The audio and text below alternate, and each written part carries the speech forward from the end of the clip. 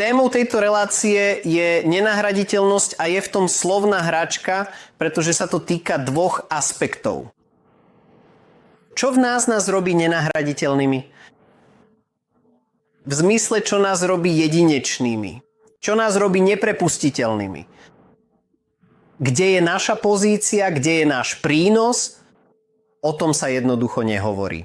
Je samozrejme, že sme nevyhnutní v akejkoľvek úlohe, ktorú zastávame.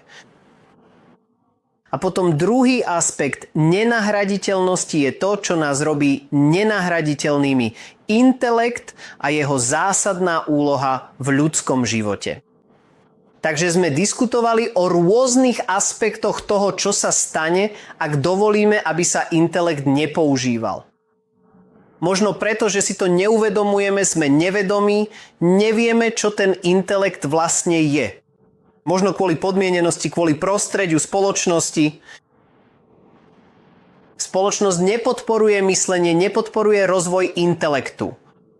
V rámci vzdelávacieho systému sme si prešli, ako sa dnes za vzdelanie považuje rozvoj inteligencie, získavanie informácií namiesto pestovania myslenia, budovania charakteru a hodnôt. Takže prvým dnešným aspektom je, čo nás robí nenahraditeľnými na pracovisku. A ak sa pozrieme na spôsob, akým obchodujeme alebo pracujeme, často je to takto. Je to preto, že môžeme vymieňať produkt, môžeme vymieňať službu, môžeme vymieňať vedomosti. Takže ak máš nejakú špecifickú odbornosť, ktorú ja nemám, prídem za tebou kvôli tejto odbornosti. Ty poznáš právo, ja právo nepoznám, prídem za tebou a ty mi povieš o práve.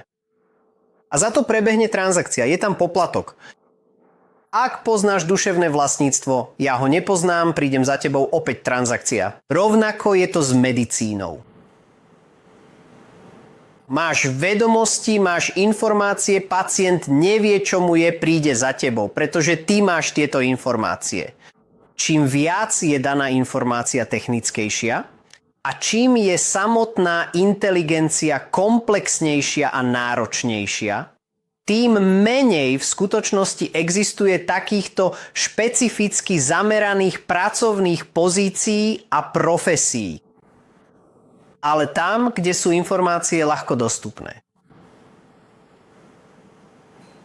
Kde sa k ním dá ľahko dostať, kde sa dajú ľahko naučiť, tam nachádzame veľa takýchto povolaní, takže je ich jednoduchšie nahradiť. A tí, ktorí majú pokročilé informácie, technické informácie, tých je menej a menej. Pre tých, ktorí majú informácie, ktoré sú ťažšie spracovateľné, letecké inžinierstvo, aktuárske vedy, všetky tieto rôzne oblasti, vidíte, že sa to zužuje. Veľmi málo ľudí to ovláda a preto sú aj patrične odmeňovaní. Ale toto je stále na úrovni inteligencie. Teraz dôvod, prečo v spoločnosti zažívame narušenie, je ten, že inteligencia už nie je prémiou. Takže pre tých, ktorí mali základnú úroveň inteligencie, povedzme človek pracujúci v call centre, základné informácie, tí sú najľahšie nahraditeľní. A toto práve zisťujeme. Umelá inteligencia prichádza a všetka táto inteligencia je nahradzovaná. Ľudia prichádzajú o prácu. Preto sa musíme zdokonalovať, musíme sa rekvalifikovať.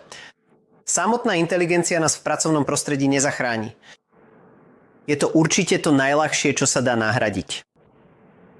Čím technickejšie sú informácie, tým viac potrebujeme kontext.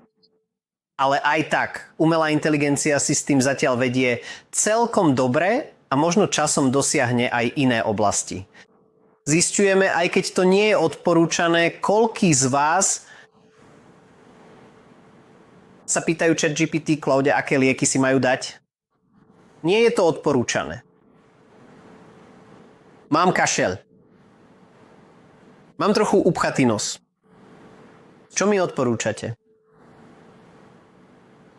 A my to vypisujeme a potom dostanete konkrétnu tabletku. Tak čo si myslíte o tejto? Ktorá je lepšia? Takže už to začalo, keď sme začali zverovať svoje zdravie umelej inteligencii.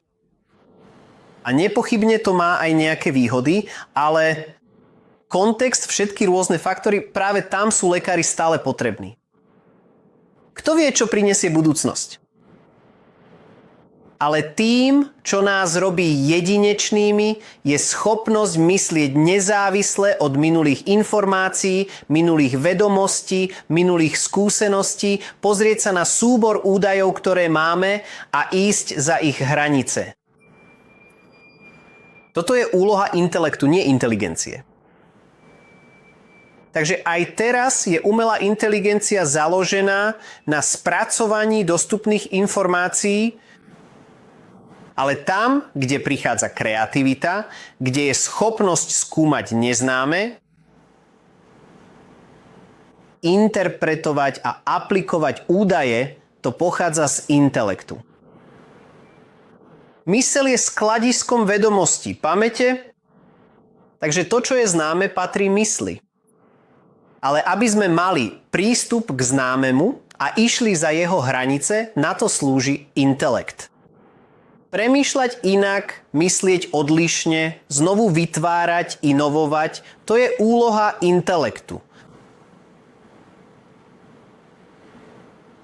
Čo nás robí nenahraditeľnými? Je to ten jeden nápad? Priniesť nový pohľad na niečo, čo sa už deje. Schopnosť prispôsobiť sa, zmeniť smer a vidieť, čo je potrebné urobiť v meniacom sa prostredí, v ktorom sa nachádzame.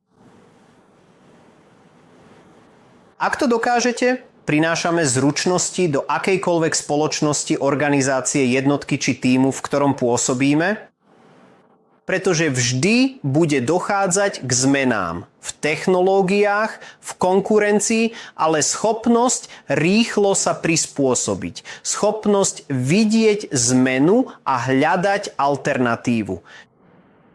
Toto je intelekt. George Bernard Shaw hovorí, prečo je ten človek nenahraditeľný? Pretože poprvé, ľudí s vysokou inteligenciou je už aj tak veľmi málo. Vedci, inžinieri, matematici.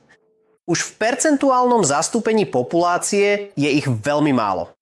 Ale medzi vedcami, medzi inžiniermi, medzi matematikmi, filozofmi, ktorí myslia nezávisle, mimo zaužívaných rámcov, je ich ešte menej. Hovorí, že 2% ľudí myslí. To je všetko. Myslia.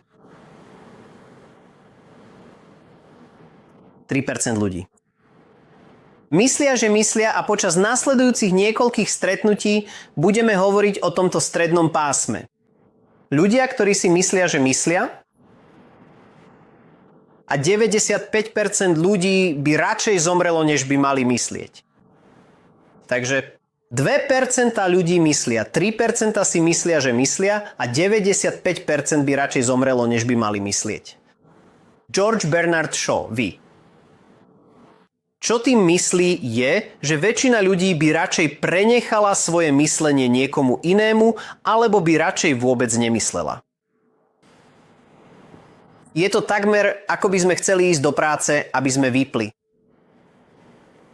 Hľadáme spôsoby, ako sa dostať do vzorca, do rutiny, kde nie je potrebná žiadna aplikácia. Ale tam, kde nie je žiadna aplikácia.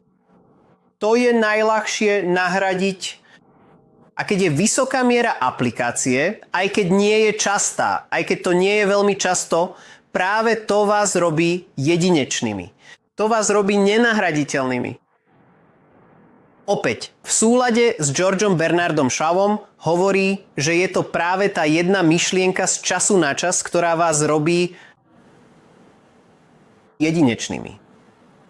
Len myšlienka, ktorá príde. A toto je to, o čom hovoríme.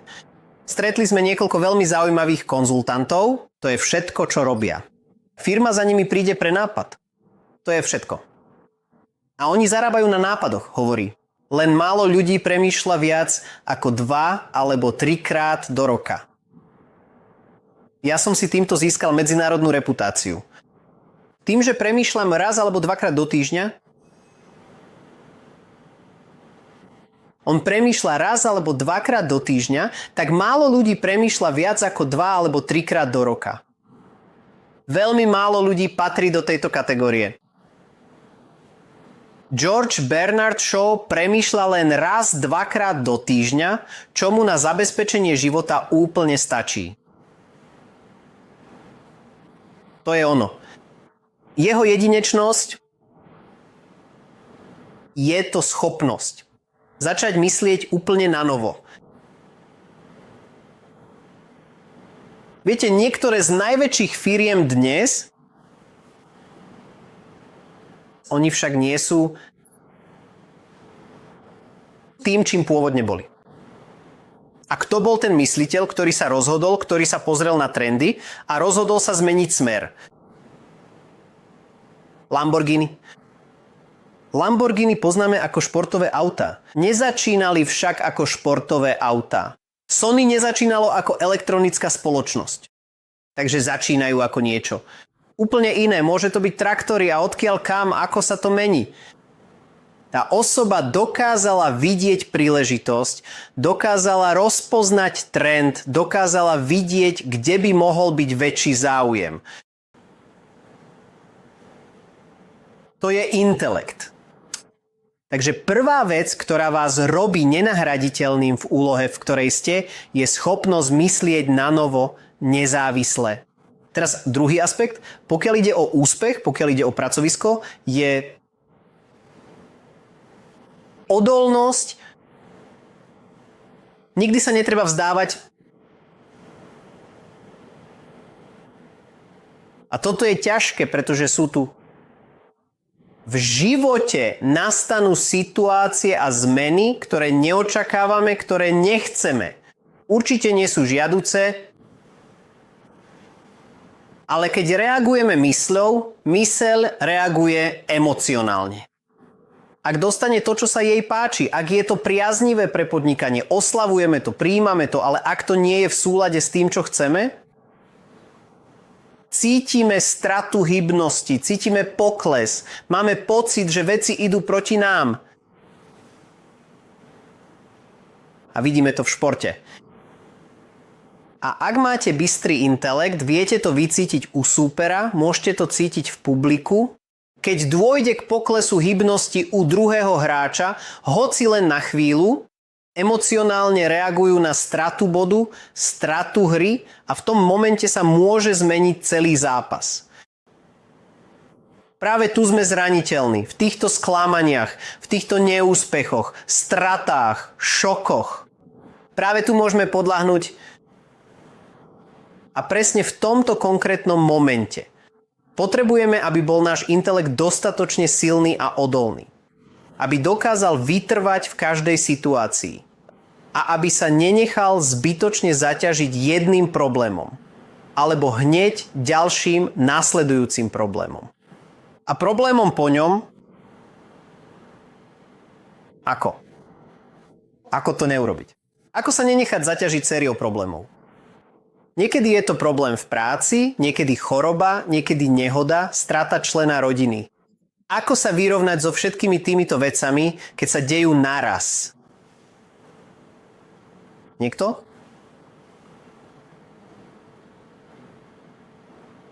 Poznáte ten výraz, keď prší, tak leje.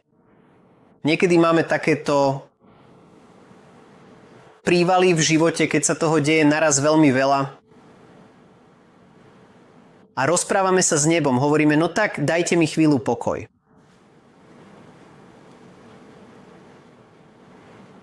Ako reagujeme? Alebo čo môžeme urobiť? Ako zostať pozitívny? Zostať pozitívny? To znie naozaj veľmi pozitívne. Mám sa celkom dobre. A čo ty? Ako sa ti darí? Máte tendenciu hľadať riešenie. Keď zostanete pozitívni, niečo sa objaví, máte tendenciu nájsť riešenie. Dobre? Intelekt. Vedomie. Výborne. Vedomie je dobré. Obratnosť.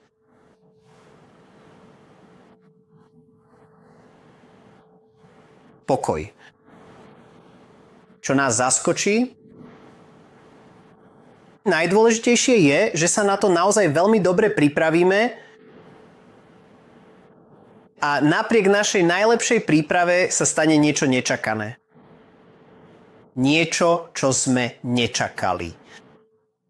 Možno sa deje nejaký geopolitický problém. Ovplyvní to vaše podnikanie. Urobili ste všetko správne. Dodávka sa jednoducho zastaví. Stane sa nejaká nešťastná náhoda. Monzún v Indii tento rok mešká. V mnohých mestách je nedostatok vody. Je to niečo, čo ste neočakávali. A keď to neočakávate, ste šokovaní, sklamaní.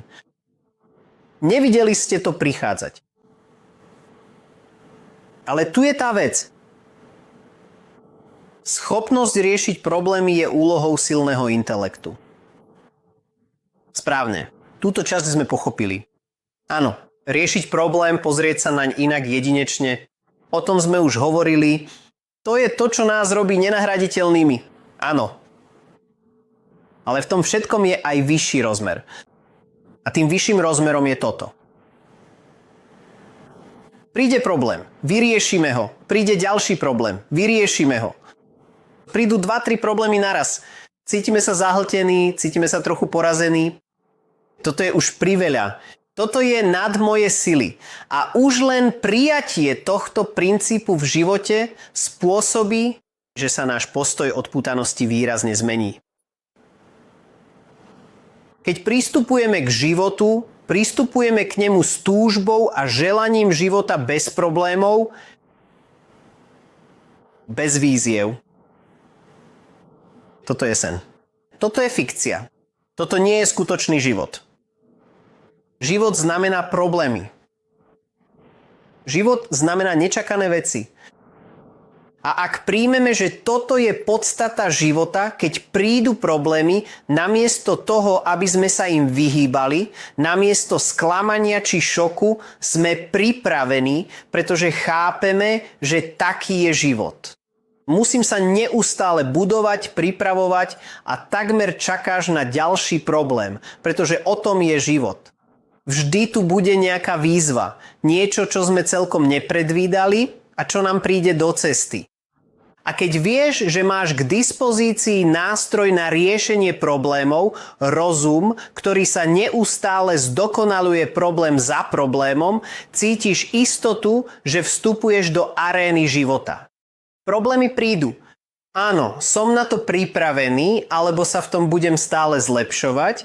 Práve táto zásadná zmena vášho pohľadu a postoja vám dodá vnútornú odolnosť, pretože si plne uvedomujete, že presne takýto je skutočný život.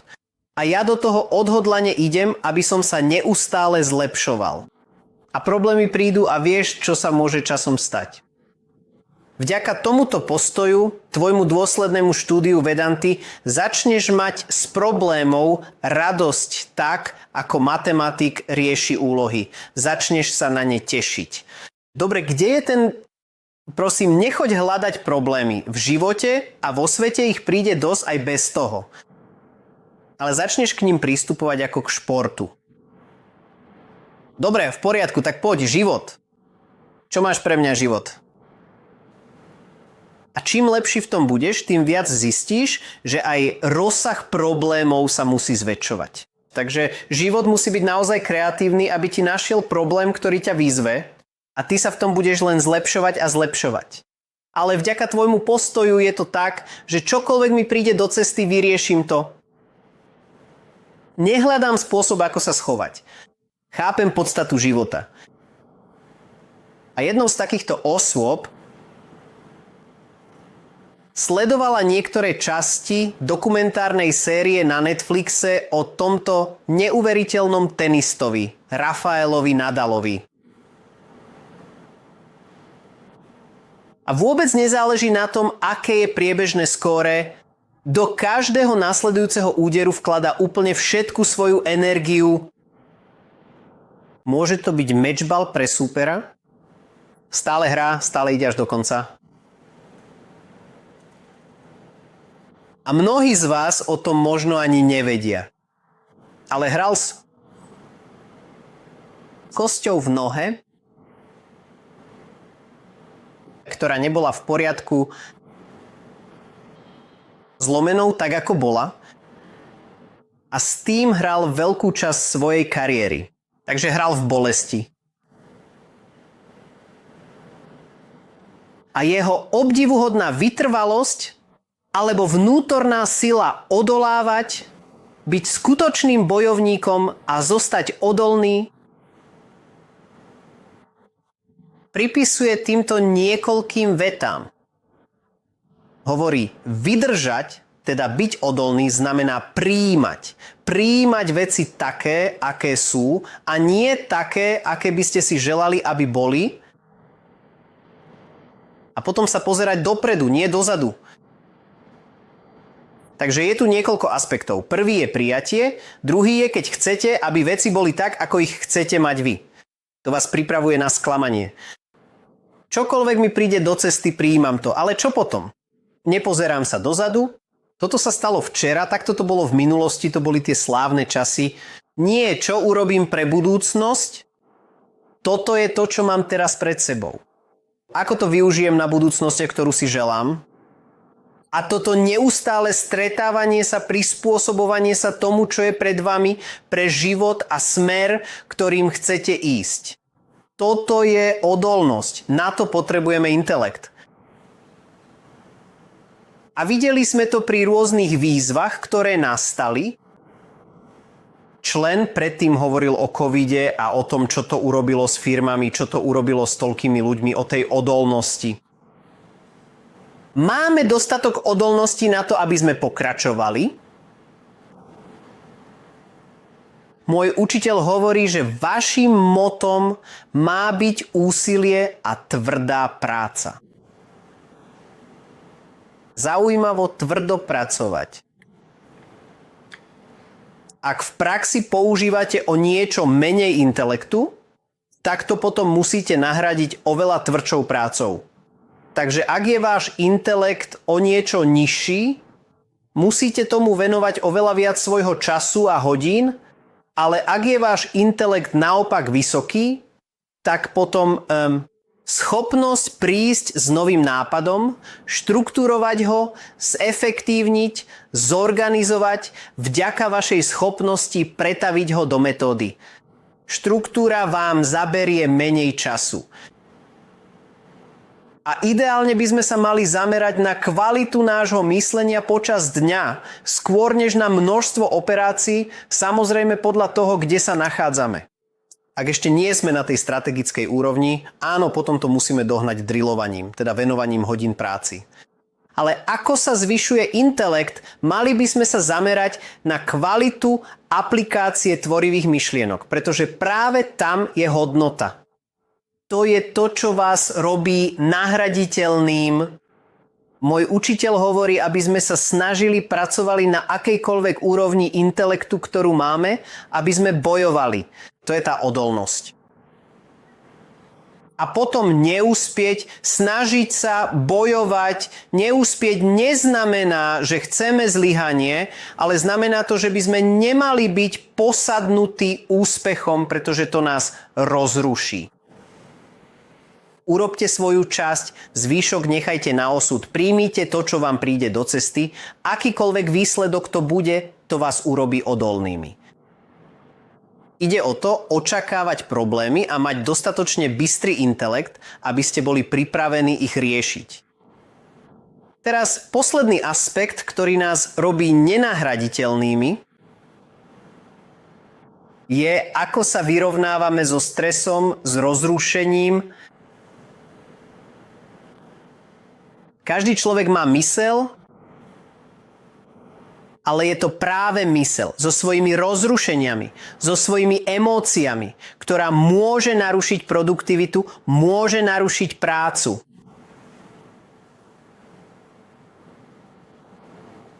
Opäť to vidíme v športe. Ak sú nervy príliš silné, ak je tlak príliš veľký, športovec nedokáže podať výkon.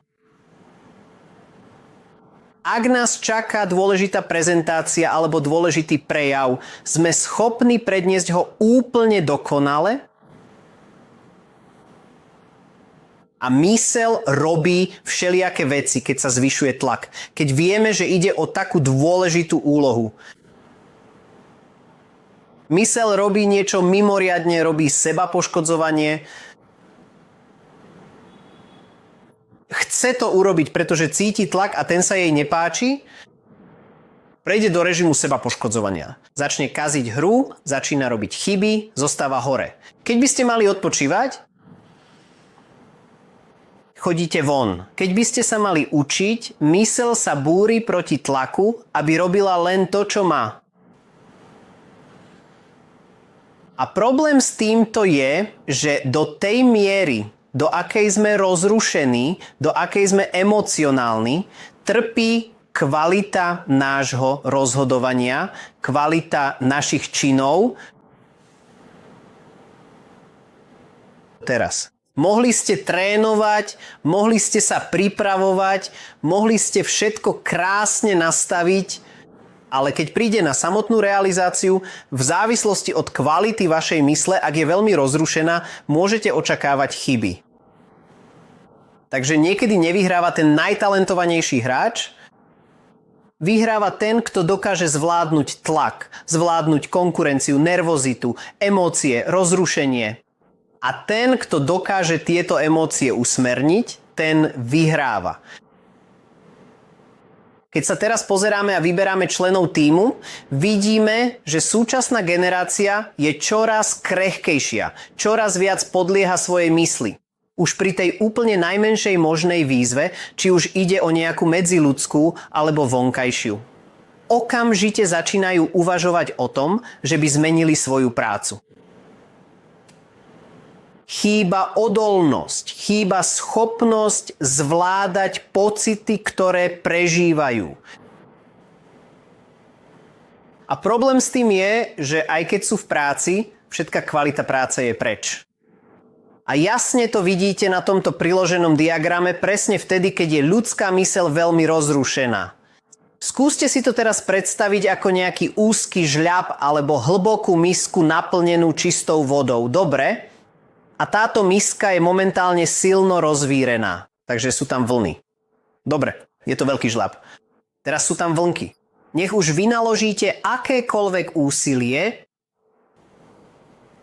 je to ako dopadajúci lúč, pretože povrch je rozrušený, naruší sa aj odrazený lúč, teda výsledok.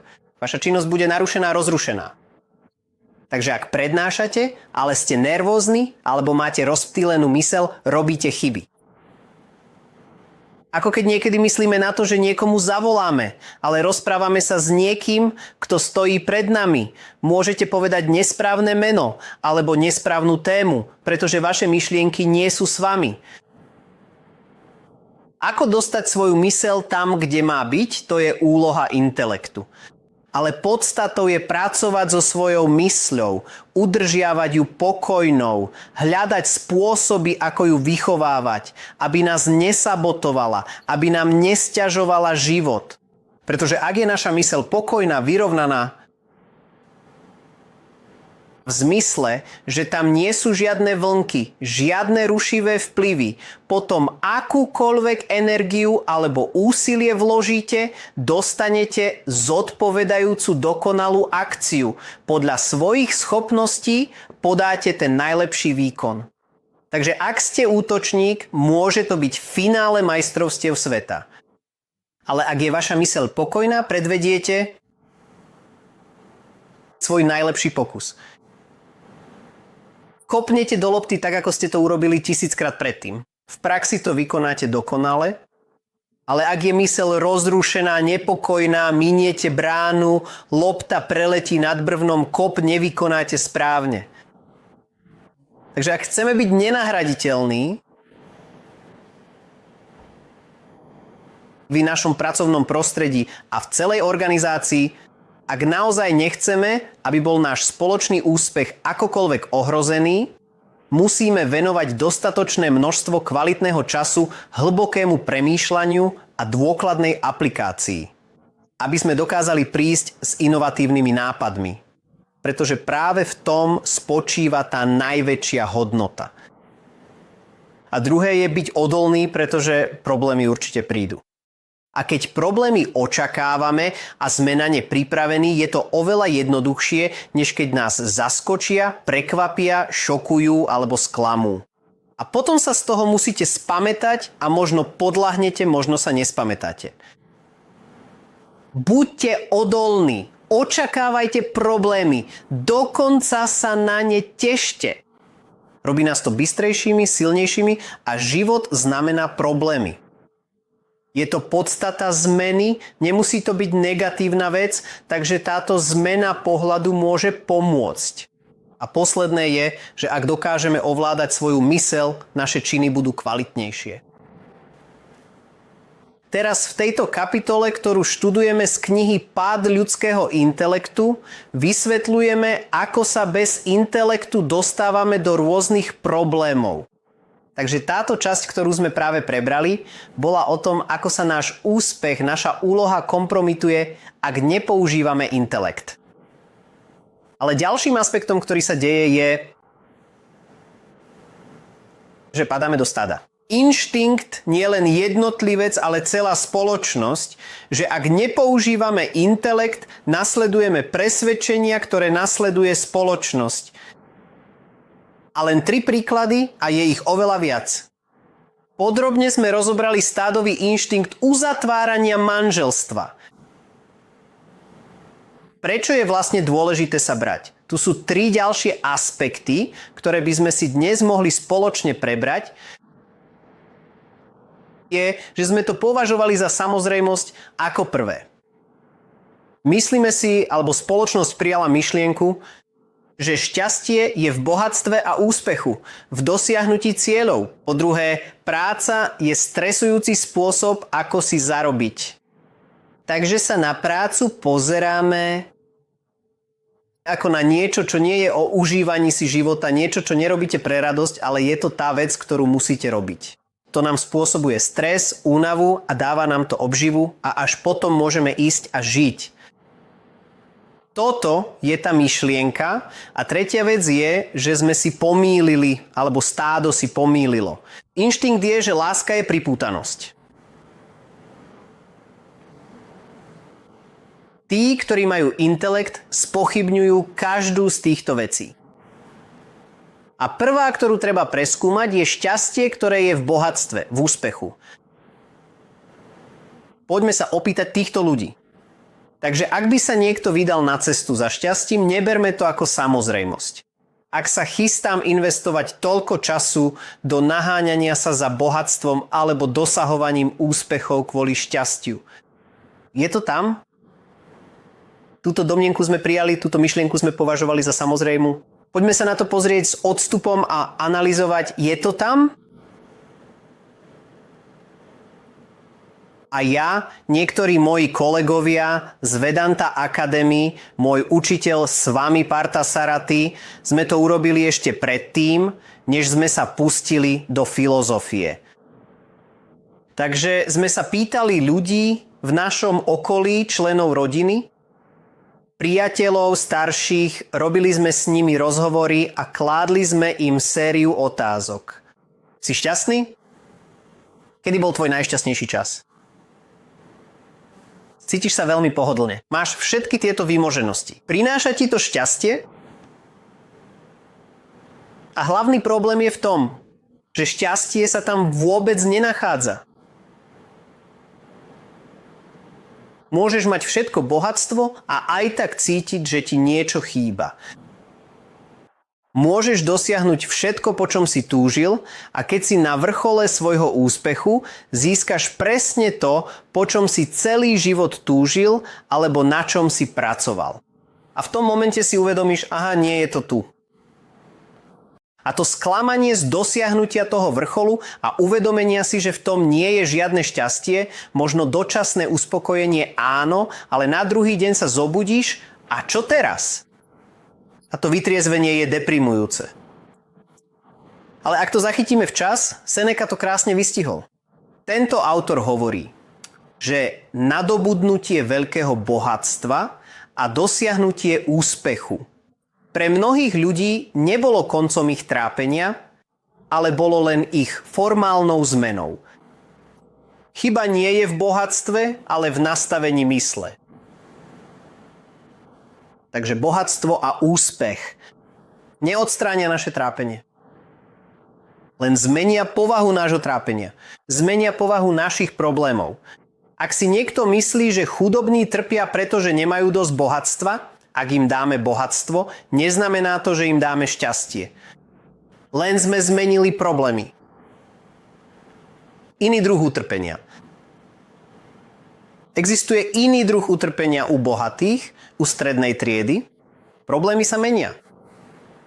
Rozprával som sa s kamarátom, ktorý je podnikateľ a hovorili sme o tom, čo sa deje s deťmi úspešných rodičov. A prednáška, ktorú mal, bola určená všetkým týmto mladým ľuďom druhej a tretej generácii veľmi úspešných, brilantných rodičov. A hovorí, chápem tlak, pod ktorým ste. Aký tlak? Pretože nikto nehovorí, nikto sa nevciťuje do ťažkosti byť narodený do bohatstva. Čo máš robiť? Ľahko vieme pochopiť ťažkosti chudoby, ale nerozumieme rôznym problémom bohatstva. Tlak z toho, že máš rodičov, ktorí niečo dosiahli. A ak už oni niečo dosiahli, ako si nájdeš vlastné svetlo, vlastnú cestu, ako sa neporovnávať. A ten neustály tlak, to bremeno, niektorí to nechcú, niektorí z toho odídu. Každý má svoje problémy. Bohatstvo neodstraňuje utrpenie, len ho mení. Šťastie je v tebe, je to v nastavení mysle. Je to v postoji k bohatstvu, úspechu, ku všetkému. A práve o tom sa učíme. To isté platí o práci. Prijali sme, že práca je stresujúca, ale máme frázy ako Tegave, vďaka Bohu, že je piatok. Ako sme to mohli prijať? Vďaka Bohu, že je piatok. To znamená, že musíme trpieť 5 dní. A potom ďakujeme Bohu, že je piatok, lebo máme 2 dní na oddych na život. Toto nedáva zmysel. Čo keby sme to otočili? Že práca je niečo, čo si vyberáme. Práca je niečo, čo chceme robiť. Práca je niečo, čo ľudia teraz robia už len cez víkendy. Čo keby sme z toho urobili našu prvú voľbu, náš predvolený stav? A táto zmena myslenia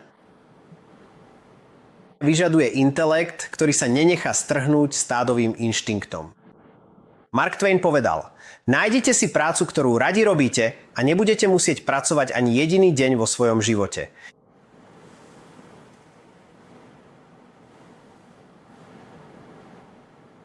Poďme to zmeniť. Teraz je stádový inštinkt zarábať a zarábať a zarábať, potom mať veľa, odísť do dôchodku a potom robiť, čo chcete. Čo keby sme to otočili? Venujme si čas na to, aby sme zistili, čo naozaj chceme robiť. A robme to naplno.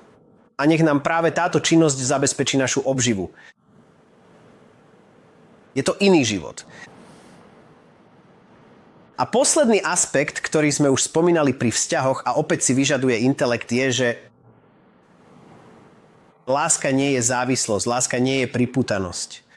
Láska nie je o tom, že sa ti niekto prispôsobuje alebo ti dáva presne to, čo chceš.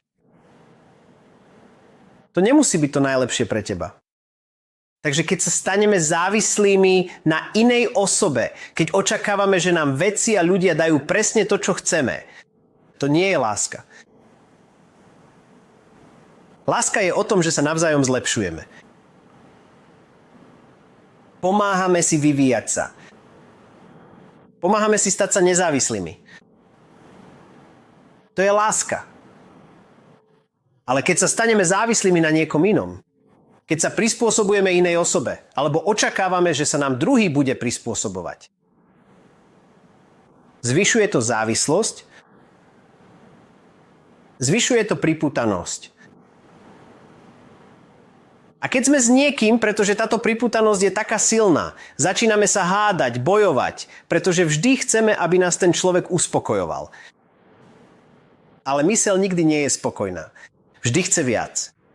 A ak z nejakého dôvodu musí ten človek odísť, cestovať, presťahovať sa, alebo nás opustiť, prináša to toľko utrpenia. Toto nie je láska. Láska prináša radosť, harmóniu, šťastie, pripútanosť, hádky, škriepky, nepríjemné poznámky, rýpanie a ak príde k odlúčeniu, tak veľa úzkosti. Preto potrebujeme intelekt, aby sme sa vyhli stádovému inštinktu. Inak toto je cesta, ktorou sa vydáme. A je tu toľko aspektov, ktoré jednoducho prijímame na prvý pohľad. A žiaľ, najsilnejší stádový inštinkt, ktorý ovplyvňuje naše životy, je prístup k Bohu, je prístup k pravde, realite. A pretože Boh je neznámy, nemôžete ho poznať. Nemôžete ho poznať svojim intelektom. Nemôžete ho precítiť svojou myslou. Nemôžete ho vnímať svojim telom. Existuje prvok viery, ale táto viera musí byť sprevádzaná intelektom. Ale ak k tomu nepristupujeme intelektom, pretože je to oblasť neznáma, oblasť presahujúca telo, mysel a intelekt, vzniká priestor na zneužitie.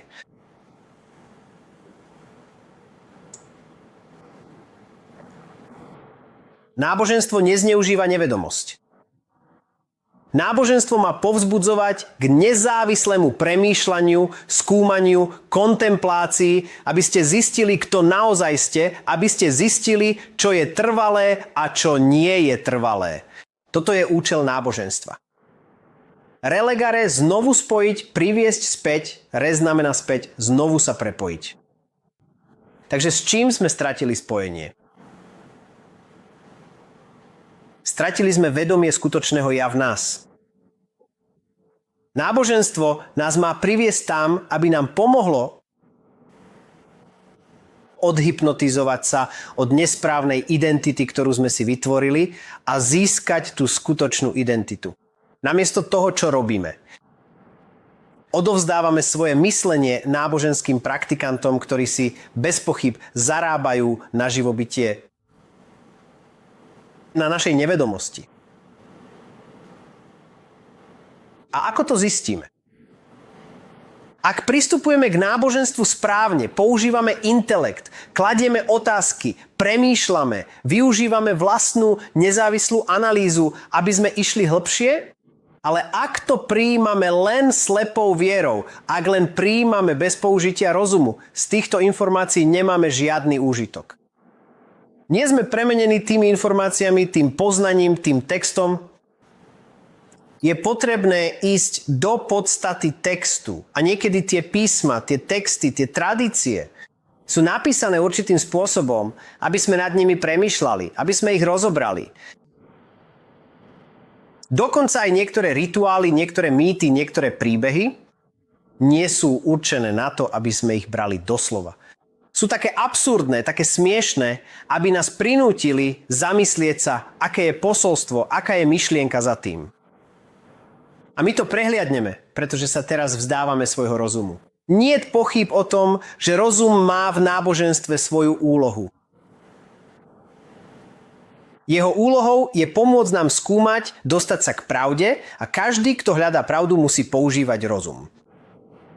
Ale prosím, uvedomte si, že rozum vás nemôže doviesť až k sebarealizácii, k osvieteniu. Môže vás doviesť na vrchol pozemského sveta, môže vás priviesť na najvyšší bod. Ale v tom bode, v meditácii, musíte rozum nechať za sebou, aby ste našli svoje pravé ja, pretože pravé ja, Boh, je za hranicou myslenia. Ale nevzdávajte sa rozumu teraz, vzdajte sa ho až na samom konci.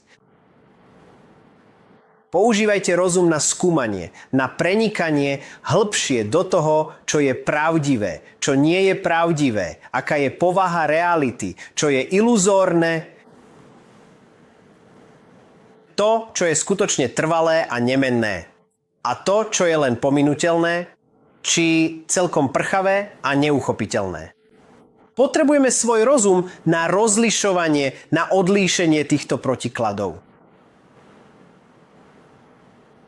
Ak slepo nasledujeme mysel, a to je to, čo vidíme vo svete, ideme s davom a stávame sa fanatikmi. Nie sme otvorení pohľadu iného človeka, perspektíve iného človeka. A práve toto spôsobuje všetky problémy, všetku neznášanlivosť vo svete dnes. Nie sme schopní oceniť, prijať pohľad iného človeka. Prijať pohľad iného človeka neznamená s ním súhlasiť. Neznamená to zmeniť svoj pohľad. Znamená to vidieť logiku alebo nelogickosť v tom, čo hovoria. Ale ešte predtým, než sa to vôbec stane, odmietame, bojujeme, hádame sa, prečo fanatizmus. Fanatik je. Keď chýba intelekt, je to slepá, tvrdohlavá posadnutosť. Ale toto sa stane. Ak vo svete nebude intelekt, uvidíme, že všetci smerujú k fanatizmu. Nielen v náboženstve, politike, ideológiách, ale v každom aspekte. Ako si overíme, že sa z nás nestávajú fanatici? Možno fanatici Vedanty. Vedanta je najlepšia. Ako to zistíme? Spôsob, ako to zistiť, je, kladieme si otázky? Premýšľame? Dokážeme viesť diskusiu bez toho, aby sme sa snažili presvedčiť druhého o svojom názore? Sme schopní vypočuť si ich pohľad na vec? A možno sa rozhodnete, že ste na správnej ceste. To, čo som sa naučil vo Vedante, mi dáva zmysel. Druhý človek môže nesúhlasiť. Žiadny problém. Ak ste skutočne otvorení tomu, vypočuť si názor toho druhého a vôbec ho pritom nechcete o niečom na silu presviečať a používate svoj intelekt, ste v bezpečí pred fanatizmom. Ste skutoční hľadajúci.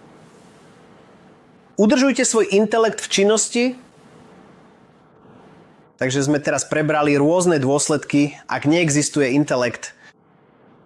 A ak si spomeniete na predchádzajúce 2 sedenia, prvá vec je, že ak nepoužívame intelekt, môžeme vidieť na jednotlivcovi aj vo svete, že sa stávame šialenými. Mysel preberá kontrolu a mysel nemá žiadny smer ani rozmer. Môže urobiť čokoľvek, dokonca aj v tom jednom okamihu, keď mysel prevezme kontrolu, ste dočasne šialení. Buďte ostražití, dávajte pozor na mysel. Intelekt musí byť vždy pripravený zabezpečiť, aby mysel nekonala sama od seba, ale cez filter intelektu. Žiadny problém. Po druhé, ak nie je intelekt, vedie to k pripútanostiam a závislostiam. Diskutovali sme o rebríku pádu. Ako? Z jednej myšlienky, ak ju nesledujete, sa stane veľmi silná. Mysel si nájde drážku, nájde radosť a drží sa jej, aj keď už v nej žiadna radosť nie je.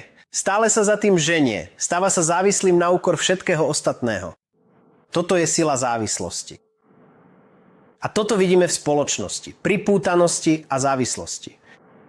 Druhou vecou je ego. Ego devastuje, izoluje. Nedovoľme, aby ego ovládlo našu osobnosť. Tým, že budeme udržiavať intelekt ostražitý a pokorný a tým, že sa budeme sústrediť na našu skutočnú identitu, na seba a nie na falošnú identitu, ego. Tá je postavená na porovnávaní, sláve, statuse, náhodných aspektoch porovnávania. A posledné 3, ktoré sme dnes prebrali, bez intelektu je náš úspech, naše vykonávanie dobrých skutkov ohrozené, nasledujeme stádový inštinkt. Nie je to náš život. Je to život niekoho iného. Takže nezískavame tú kvalitu byť človekom. A najhorší stádový inštinkt je fanatizmus.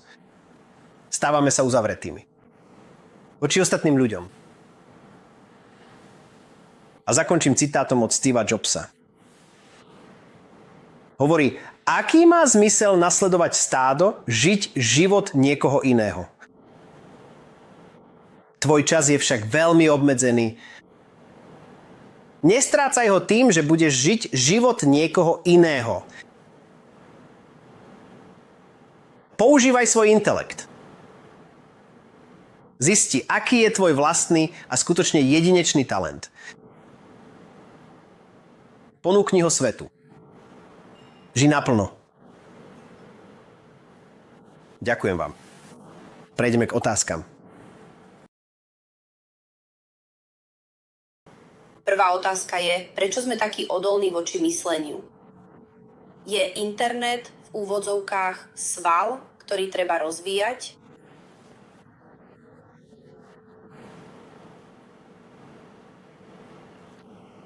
Len na základe nášho úmyslu? Výborná otázka.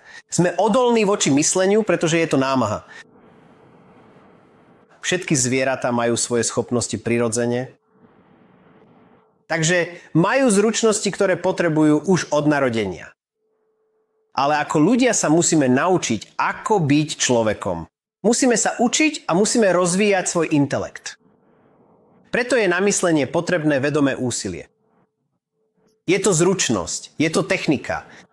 Rovnako ako učenie sa na husliach alebo lietanie lietadlom, nie je to automatické, nemôžete to považovať za samozrejmosť. Vyžaduje si to vzdelanie. Vyžaduje si to, aby sme to cvičili, učili sa to a precvičovali a práve to úsilie je dôvodom, prečo tomu odolávame. Kostol. Myseľ prichádza tak prirodzene a myseľ so svojimi sympatiami a antipatiami poskytuje okamžité uspokojenie. Teraz intelekt znamená, krátkodobo to funguje, ale z dlhodobého hľadiska prináša trvalý pokoj a šťastie. A teraz posledná časť, ktorú ste spomenuli o úmysle. Takže náš ľudský intelekt sa začína postupne rozvíjať a aktivovať v tom momente, keď si vedome stanovíme konkrétne ciele, zámery a úmysly. Pretože práve tieto faktory naplno aktivujú náš intelekt. Pretože vtedy môžeme prestať konať a pohybovať sa na základe mysle. A môžeme začať využívať ten účel, cieľ, úmysel na to, aby naše konanie vychádzalo z intelektu. Dôvod, prečo tomu odolávame, je ten, že intelekt si vyžaduje úsilie, aby bol rozvinutý a používaný. Ale časom a praxou to bude čoraz jednoduchšie. A rovnako ako pri budovaní svalov, keď už máte silu, je to automatické. Ďalšia otázka. Keď sme emocionálne zahltení, často robíme impulzívne rozhodnutia, ktoré neskôr ľutujeme. Aký je vedantský prístup k múdremu konaniu, keď myseľ nie je pokojná?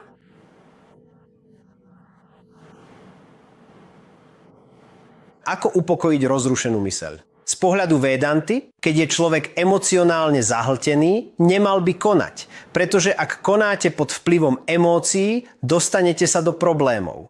Povieme veci, ktoré tak nemyslíme, budeme konať pod vplyvom emócií, urobíme rozhodnutia, ktoré neskôr oľutujeme. Všeobecné a veľmi dôležité odporúčanie pre každého človeka je úplne sa odstrániť z toho konkrétneho prostredia, z tej priamej príčiny alebo skôr z toho negatívneho aspektu, ktorý neustále a intenzívne rozpaľuje vašu myseľ a spôsobuje vnútorný nepokoj. Môže to byť osoba, situácia alebo prostredie. Okamžite sa odstráňte z toho prostredia. Urobte opatrenia na minimalizovanie škôd a doprajte si čas a priestor, aby sa myseľ upokojila. Počkajte, kým sa myseľ aspoň trochu upokojí. Nerobte rozhodnutia, ktoré nemusíte pod vplyvom silných emócií. Dovolte mysli, aby sa upokojila a potom použite rozum. A keďže sú tam emócie, ak ide o dôležité rozhodnutie, povedal by som, poraďte sa. Porozprávajte sa s niekým, kto má vyššiu úroveň rozumu, aby vám pomohol byť objektívny, nestranný a urobiť správne rozhodnutie. Takže sa odstráňte z prostredia, nechajte emócie upokojiť sa, alebo robte aktivity, ktoré vám pomôžu emócie upokojiť. Môže to byť aj rozptýlenie, rozhovor, alebo rozprávanie sa s niekým, kto vás dokáže upokojiť. A potom buď použite rozum, keď je myseľ pokojná, alebo sa poraďte s niekým, kto má vyššiu úroveň rozumu. Toto je odporúčanie. Po celý čas však rozvíjajte svoj rozum. Ale ak rozum v danom momente nie je dostatočne silný, riaďte sa týmto odporúčaným postupom.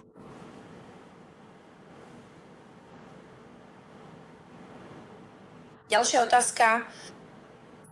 Existuje niečo ako tréma z výkonu?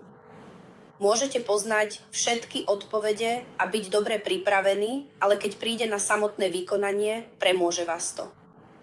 Ak áno, ako môžete pracovať na zlepšení svojej mysle?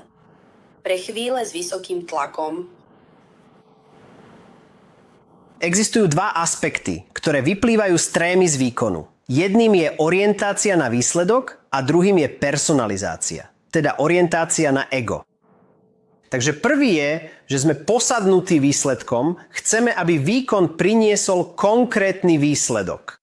Takže pozornosť sa presúva na výsledok namiesto výkonu, namiesto samotnej činnosti. Tam, kde prichádza na rad intelekt, je, že vám pomáha stať sa odosobneným. No, Vinanta vám pomáha odosobniť sa od výsledku. Moja úloha, moja kontrola nie je v budúcom výsledku. Moja úloha a kontrola je v činnosti, ktorá je predo mnou. Zabudnite, pamätajte na to, že sa máte snažiť, bojovať, nie uspieť. Zabudnite na výsledok. Zabudnite na úspech a neúspech. Jednoducho urobím svoju časť najlepšie, ako viem. Týmto sa odstráni orientácia na výsledok. Sústreďte sa na činnosť. A ak je vaša činnosť dokonalá, je veľká šanca, že dosiahnete výsledok, ktorý chcete. Takže jedna vec, ktorú môžeme urobiť, je predžiť si situáciu vopred. Predstaviť si, aké to bude výjsť na pódium, aké to bude čeliť publiku, aké to bude, keď zaznie píšťalka v horúcej chvíli. Takto sa na celú túto situáciu mentálne pripravíte a zvládnete ju s pokojom. A to je súčasť prípravy na samotný výkon. Takže keď tam ste, je to ako by ste trénovali a teraz je to tu. Vykonajte to.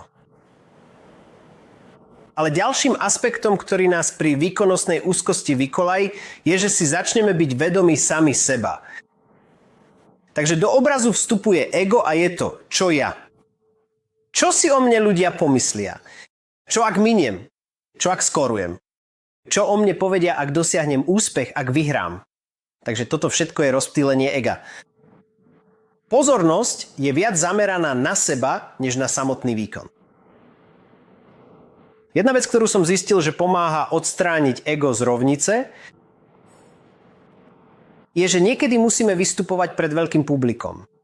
500, 1000 ľudí, niekedy veľmi prestížne publikum. A vždy, keď sa ego začne ozývať a hovorí, vieš čo, ak dnes večer nepodáš výkon, čo ak sa im nebude páčiť to, čo chceš povedať?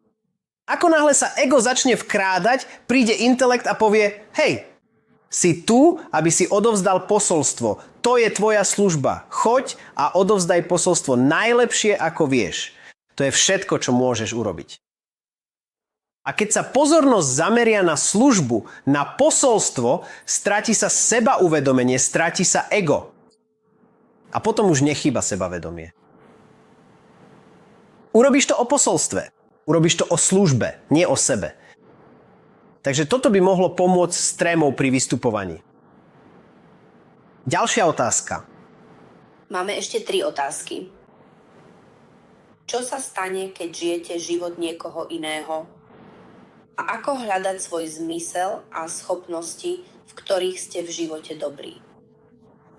Ako človek hľadá šťastie? Keď žiješ život niekoho iného, žiješ podľa svojej mysle. Takže nebudeme inšpirovaní, pretože sme si to nevybrali rozumom. Zistíme teda, že takýto život sa stane mechanickým, rutinným, únavným. A ak to nie je v súlade s vašou povahou, zistíme, že je to pre nás v skutočnosti ešte oveľa namáhavejšie a vyčerpávajúcejšie. Ak si však namiesto toho vyberiete, čo chcete v živote robiť, už len samotný výber, samotné rozhodnutie, samotné prevzatie zodpovednosti za to zmení váš postoj. Presuniete sa od sťažovania k prevzatiu zodpovednosti. Prestanete byť obeťou a stanete sa pánom tej situácie. A to len tým, že aktivujete svoj rozum a poviete si, toto je to, čo robím. Ale ideálne je nájsť tú oblasť, ku ktorej máte sklony, pre ktorú ste zapálení, v ktorej máte talent a záujem. Všetko toto dokopy je vašim darmom. Nájdite túto oblasť. Zistite, ako ju môžete ponúknuť svetu a vrhnite sa do nej. Zistíte, že na to budete myslieť. Bude to to, čo chcete robiť vo voľnom čase. Bude to to, kvôli čomu sa budete chcieť ráno zobudiť. Bude to to, prečo chcete byť v kondícii, prečo chcete jesť. Všetko sa začne zosúľaďovať. A keď je toto zosúladenie prítomné vo vašej osobnosti, cítite prúd, žiadny odpor. Ale najhorší odpor je, keď vám teraz odporuje vlastné telo. Prečo? Nechce to robiť. Vaša myseľ odporuje, pretože sa jej to nepáči. Rozum odporuje, pretože tam nie je presvedčenie. Ale keď to všetko zosúladíte, aký život? Ako zistiť, na čo ste stvorení, na čo ste určení? Jednoduché. Pridajte sa na 3-ročný rezidenčný kurz na Vedanta Academy. Aspoň to som urobil ja. Pozrite, ste na správnej ceste. Študujete Vedantu. Ale odporúčal by som stráviť nejaký kvalitný čas vo Vedanta Academy, kde je trochu izolácie. Prostredie je navrhnuté tak, aby vám pomohlo premýšľať, poskytlo vám materiál na to, aby ste zistili, čo je to, čo vás sprevádzalo celý život. Čo vás priťahuje, čo vás inšpiruje, čo vás nepriťahuje, čo vás neinšpiruje. A potom si pomôcť vybrať oblasť, ktorá čo najviac pokrýva väčšinu vašej povahy. Ale na to potrebujete nejaký čas, trochu ticha v správnom prostredí a s vhodnými informáciami, aby ste na to prišli. Preto by som odporúčil prísť navštíviť akadémiu na dlhší čas. Nemusí to byť 3-ročný kurz. A pozrite, už študujete Vedantu, takže ste na správnej ceste. Stojí za toto zistiť. Ďalšia otázka. Je možné, aby bola myseľ niekedy pokojná aj bez toho, aby ju dohliadal intelekt, že sa stane vycvičenou? Alebo si to vždy bude vyžadovať intelektuálny dohľad? Je to niečo, čo sa dá cieľavedome vycvičiť. Pretože je to prirodzená vlastnosť a kvalita vašej vlastnej mysle. Takže keď sa spoločne pustíme do toho, aby sme začali preškolovať vašu myseľ, napríklad tak, aby sa neustále sústredila na pocit vďačnosti, postupom času sa to stane jej úplne prirodzeným a predvoleným nastavením. Takže vždy, keď sa stane niečo negatívne, vaša myseľ prejde do režimu, ale našťastie toto tu je, našťastie mám toto. Som taký vďačný. Mohlo to byť oveľa horšie. Ako to, že niektorí ľudia takto reagujú. Je to vedomé podmieňovanie, ktorým si nastavili predvolené nastavenie mysle. Urobili z nej pozitívnu, pokojne nastavenú myseľ. A toto je to, čo chceme dosiahnuť. Vidíte, Vedanta nerozvíja len intelekt, ale prináša aj vyššie hodnoty do života, ktoré zároveň očisťujú vašu myseľ.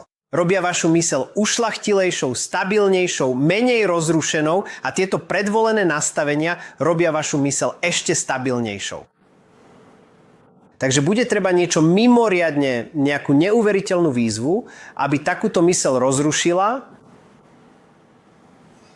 Hovorím zo svojej skúsenosti s Vedantou, áno? 25 rokov v tejto oblasti, moja myseľ je zvyčajne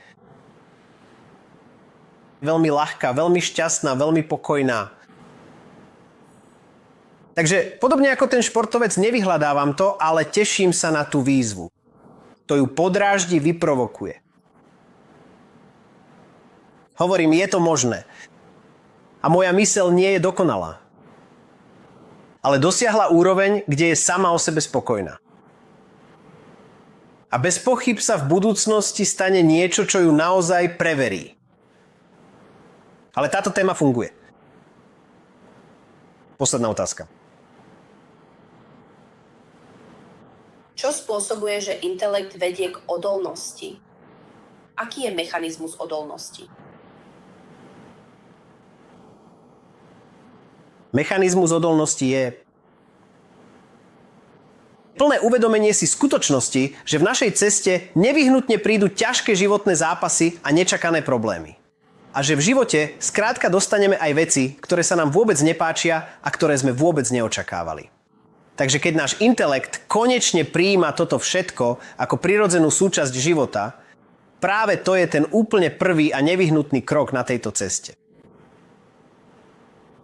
Druhou dôležitou časťou je významná schopnosť s názvom rozlúčka. Musíme veci riešiť. Neustále sa učiť a vďaka tomu rásť. Takže tieto dva aspekty, prijatie a prekonávanie, tvoria odolnosť. Ak však ideme podľa mysel to nepríjma, chce to mať určitým spôsobom. A to sa nestretáva s realitou. Preto trpí viac, než je potrebné. A kvôli rozsahu utrpenia, kvôli rozrušeniu. Keď emócia podľahne, vzdáva sa, vnútorne sa zrúti a cíti sa byť porazená okolnosťami. Takže vedomé prijatie, hľadanie riešenia a následné prekonávanie. To sú základné vlastnosti nášho intelektu pre budovanie odolnosti. Takže ďakujem všetkým za túto reláciu. Pokračujeme budúci týždeň. Teším sa, že niektorých z vás uvidím v priebehu nasledujúcich mesiacov. Cestujeme do Južnej Afriky a potom, Dario, Mamea, čoskoro budeme s vami v Brazílii. Po Brazílii budeme v USA, v niekoľkých mestách. A potom sa presunieme do Londýna, potom do Prahy, na Slovensko, do Nemecka. Do Kene? Musíme ešte upresniť dátumy. Plánujeme. Ďakujem všetkým. Prajem vám skvelý týždeň. Hariom. Ďakujem.